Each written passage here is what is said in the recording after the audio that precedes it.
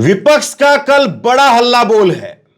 मोदी सरकार के खिलाफ कल जंतर मंतर पर विपक्ष सीधे ताल ठोकेगा। आज देश की संसद में लोकसभा एक दिन पहले ही लोकसभा का जो आज का जो सत्र था वो खत्म कर दिया गया है और विपक्ष के जो 146 सांसद, आज भी 3 सांसदों को सस्पेंड किया गया है। 146 सांसदों को सस्पेंड किया गया। इसके खिलाफ कल उन सभी 146 सांसदों के साथ में इंडिया गठबंधन कल हल्ला बोलने जा रहा है।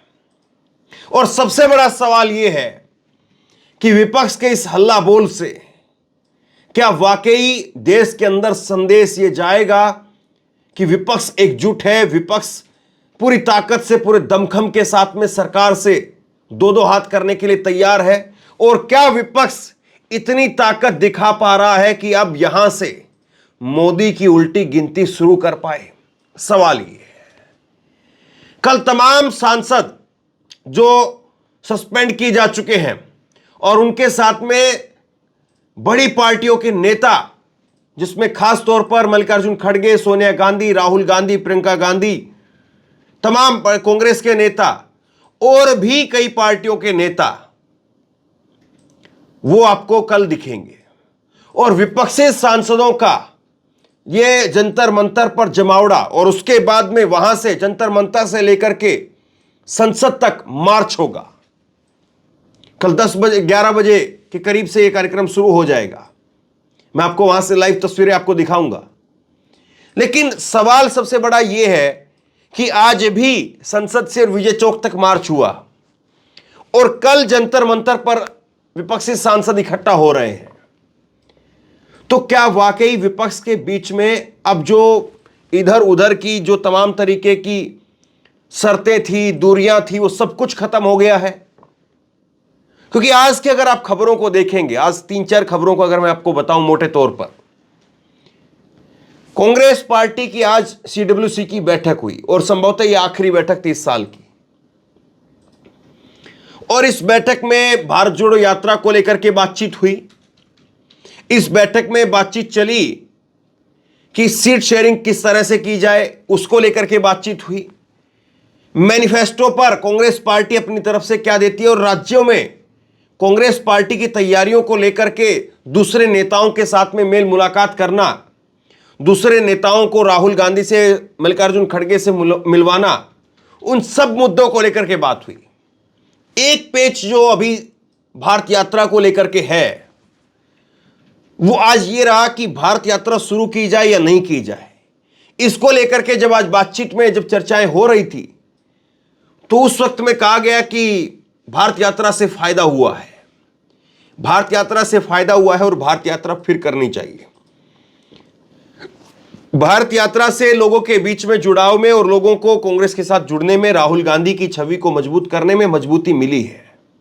यह एक पक्ष था जो भारत यात्रा को लेकर के आज कांग्रेस की सीडब्ल्यूसी की बैठक के अंदर यह बातें उनकी तरफ से कही जा रही थी। लेकिन दूसरा पक्ष यह भी था जो कह रहा है कि अब लोकसभा चुनाव में ज्यादा वक्त नहीं बचा है और ऐसे में अब लोगों से डायरेक्ट मिला जाए, नेताओं को अब साधा जाए, बड़ी बड़ी रैलियां की जाए और उसके जरिए जो है संदेश दिया जाए।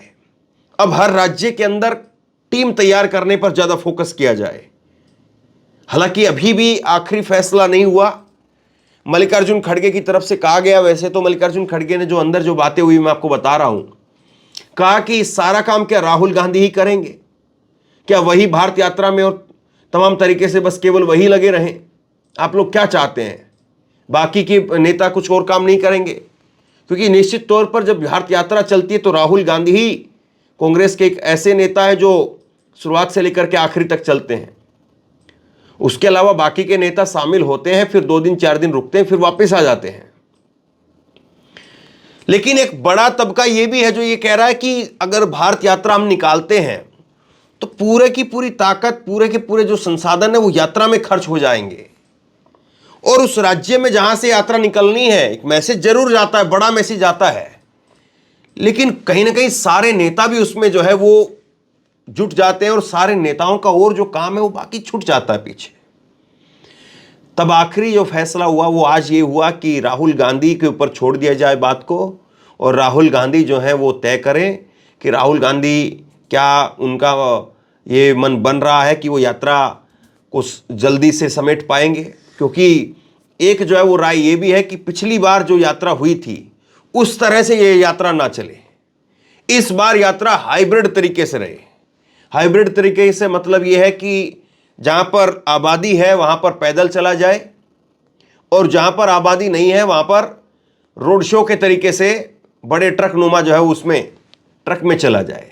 जैसे पिछली बार हुआ था कन्याकुमारी से कश्मीर के लिए जब यात्रा निकली तो उसमें दिखा कि पैदल ही पैदल जो है वो यात्रा चलती रही, लेकिन इस बार जो बदलता हुआ स्वरूप दिखाई दिया। आखिरी में फिर राहुल गांधी की तरफ से कहा गया, राहुल गांधी ने कहा कि पार्टी जो चाहेगी मैं वो करने के लिए तैयार हूं।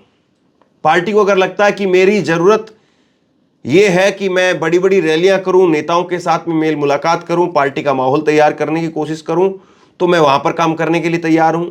अगर पार्टी ये कहती कि नहीं आपको भारत यात्रा ही करनी है तो मैं भारत यात्रा करने के लिए तैयार हूं। तो कुल मिलाकर के आज इस मुद्दे पर अभी बातचीत आखिरी हो नहीं पाई। तारीख जो आज आ रही थी वो थी 14-15 तारीख। 14 जनवरी से बताया जा रहा था कि 14 जनवरी से हो सकता है कि शुरुआत इसकी हो जाए, लेकिन फैसला आखिरकार नहीं हो पाया। आज सीडब्ल्यूसी की बैठक के बाद फैसला होने की बातें बताई जा रही थी, लेकिन नहीं हो पाया।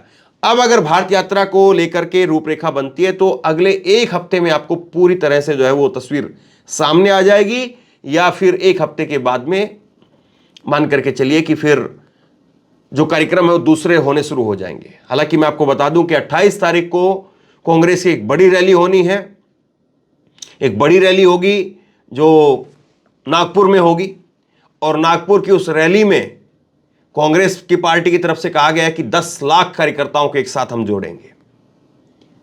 और उसके बाद में 28 तारीख की उस रैली के बाद में 30 तारीख से विपक्ष के, इंडिया गठबंधन के रैलियों के कार्यक्रम भी शुरू होने हैं। और उसके बाद में एक कमेटी बन रही है जो सीट शेयरिंग फॉर्मूले पर काम करेगी, और उस कमेटी को काम यह दिया गया है कि जो राज्यवार सीटों के किस तरह से जो है समीकरण साधे जाएं, किस किस को कहां कहां पर रखा जाए, इसको लेकर के काम कर रही है। तो ये सारी चीज जो निकल करके सामने आ रही है, और कल से इसकी शुरुआत हो रही है एक तरह से। कल अभी तक तो बैठकों का दौर था, सड़क का दौर कल से शुरू होगा, और सड़क की राजनीति, सड़क का दौर, सड़क की अब जिस तरह से नारेबाजी होती है, जो माहौल होता है वो देखने को मिलेगा। और ये सड़क का माहौल, सड़क की राजनीति, ये सत्ता पक्ष के लिए कितनी बेचैनी पैदा करने वाली होगी, और कांग्रेस पार्टी, इंडिया गठबंधन की तमाम पार्टियां मिलकर के कितना बड़ा संदेश देने में कल कामयाब हो पाती हैं, सवाल ये है। क्योंकि अब कुछ नहीं बचा है। अब संसद में जो है वो, संसद आज का जो शीत सत्र था वो एक दिन पहले ही समाप्त हो गया है। और इसके साथ साथ जो अगर दूसरी बात आप देखेंगे तो दूसरा अब जो है वो बजट सत्र है, और बजट सत्र में केवल और केवल घोषणाओं का दौर रहेगा। जो बोलेगा वो बाहर चला जाएगा, सस्पेंड हो जाएगा, क्योंकि मोदी जी को उस बजट सत्र में बस घोषणाएं करवानी है। हालांकि उससे पहले नरेंद्र मोदी जी मंचों से बोलते नजर आएंगे, अब क्या क्या होगा वो वक्त बताएगा। तो कुल मिलाकर के विपक्ष के पास में कुछ बहुत ज्यादा काम दिल्ली का बचा नहीं है। अब दिल्ली छोड़ करके अलग अलग इलाकों में जो है वो डेरा डालना होगा। अलग अलग इलाकों में डेरा डाल करके वहां से फिर चीजें जो है वो तय होती हुई नजर आएंगी, और वहां से क्या कुछ निकल करके सामने आता है, सवाल ये रहेगा। और जिस तरह से रूपरेखा बन रही है, जिस तरह से समीकरण बनते हुए नजर आ रहे हैं, ऐसा लग रहा है कि विपक्ष की तरफ से जो किंतु परंतु अगर मगर के जो सवाल थे वो पीछे छूट गए हैं, और अब जो है वो तेजी से फुल स्पीड में जो है वो आगे की तरफ 2024 की तरफ रुख किया जाएगा। यात्रा को लेकर के मैं फिर कह रहा हूं कि अभी एक हफ्ते तक आप और मान करके चलिए, या तो 3-4 दिनों में, या आखिरी से आखिरी जो है वो हफ्ते 10 दिन के अंदर, बस फिर तस्वीर क्लियर हो जाएगी कि यात्रा हो रही है या नहीं हो रही है। लेकिन सबसे बड़ा जो सवाल है, सबसे बड़ा सवाल यह है कि सीट शेयरिंग को लेकर के कितनी जल्दी घोषणा हो पाती है। आज कांग्रेस पार्टी की तरफ से जो सीडब्ल्यूसी की बैठक हुई उसमें एक चीज पर और बहुत जोर देकर के बातें कही गई। वो मुद्दा था कि उम्मीदवारों की घोषणा पहले कर दी जाए, टिकटों का ऐलान जैसे ही जहां पर सीट शेयरिंग की बात फाइनल हो जाए और उसके बाद में टिकटों का ऐलान पहले से कर दिया जाए, ताकि नेताओं को 1 महीने का 2 महीने का समय मिल जाए और नेता जो है वो अपना क्षेत्र के अंदर, इलाके के अंदर पूरी ताकत लगा करके सब कुछ झोंक दे। और इसलिए टिकटों का ऐलान उसमें देरी ना की जाए। ये आज सीडब्ल्यूसी के अंदर जो है वो बड़ी बात निकल करके सामने आई। तो ये सारी चीजें धीरे धीरे सुपरफास्ट मोड में जो है वो निकलती हुई नजर आ रही है। एक चीज जो है वो देखनी बाकी रहेगी कि 22 तारीख का उत्तर प्रदेश में जब बड़ा आयोजन किया जाएगा, राम मंदिर का आयोजन किया जाएगा, तो विपक्ष उसमें किस तरह से क्या रोल अपनाता है। क्योंकि सोनिया गांधी, मल्लिकार्जुन खड़गे, राहुल गांधी, कांग्रेस पार्टी, बाकी की अन्य तमाम पार्टियों को भी न्योता भेजा गया है। पहले जो है वो अडवाणी को, मुरली मनोहर जोशी को यह कहा गया चंपत राय की तरफ से कि आप लोग ना आए तो अच्छा रहेगा, लेकिन अब कांग्रेस पार्टी को, कांग्रेस पार्टी के तमाम बड़े नेताओं को भी न्योता भेज दिया गया है। तो अब ऐसे में सवाल यह है कि तमाम पार्टियों को जो ये न्योता भेजा गया है, ये 22 जनवरी का जो एक बड़ा कार्यक्रम है राम मंदिर का, इससे विपक्ष जो है वो कैसे अपने आप को जो है आगे निकालता है।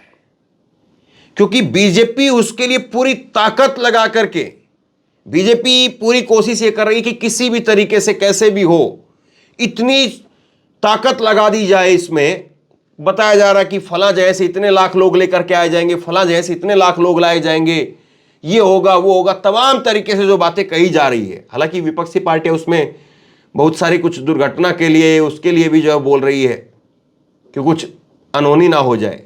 ये भी विपक्षी पार्टियों की तरफ से जो है वो अंदेशा जाहिर किया जा रहा है, कई नेताओं की तरफ से बातें कही गई। तो बीजेपी पूरी ताकत लगा करके उस प्रोग्राम को भव्य बनाना चाह रही है और फिर बीजेपी चाह रही कि हमारी शुरुआत जो है उसी दिन से हो जाए और हम पूरी तरह से उसी मोमेंटम को बरकरार करके रखें। लेकिन इतना भी आसान नहीं है। 22 जनवरी के बाद में 22 फरवरी भी आएगी, 22 फरवरी से 22 मार्च भी आएगा और तब जाकर के 22 अप्रैल आएगी। 3 महीने का समय रहेगा। 3 महीने के समय में जो है वो बहुत सारी चीजें होंगी इस बीच में। ठीक है, 22 जनवरी से अगर कुछ शुरुआत होती है और बीजेपी के पक्ष में कुछ माहौल दिखता है, बीजेपी उसको भुनाने की कोशिश करती है। हालांकि विपक्ष की तरफ से इस पर क्या कुछ जो है वो रणनीति आती है।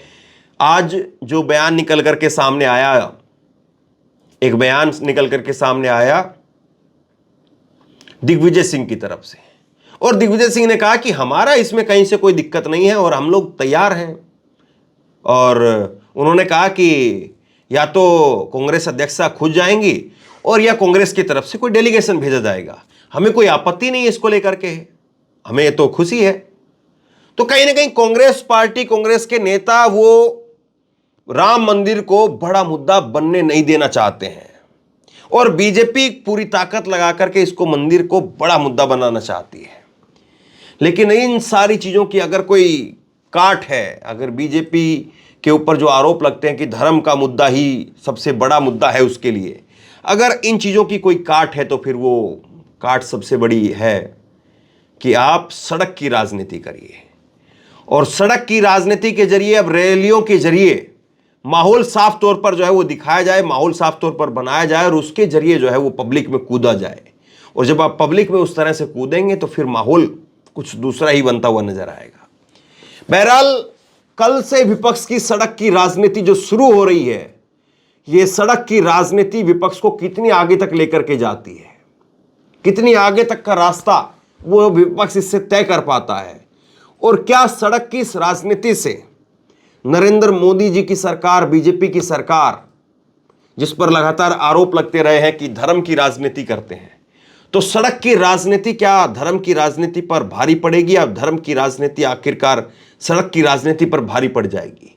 विपक्ष कल से बड़ा हल्ला बोल रहा है और इस हल्ला बोल के जरिए एक बड़ा संदेश कल से विपक्ष देने की पूरी कवायद में है। कितना कामयाब हो पाता है, आप क्या सोचते हैं नीचे कमेंट बॉक्स में लिख करके जरूर बताइए। इस वीडियो को खूब शेयर कीजिए, लोगों तक पहुंचाइए और इसी तरह की तमाम खबरों के लिए ऑनलाइन न्यूज इंडिया को सब्सक्राइब कीजिए, साथ में जो बेल आइकन है घंटी है उसको जरूर दबाइए, ताकि जैसे ही कोई खबर अपलोड करें उसकी नोटिफिकेशन सीधे सबसे पहले आपको मिल सके।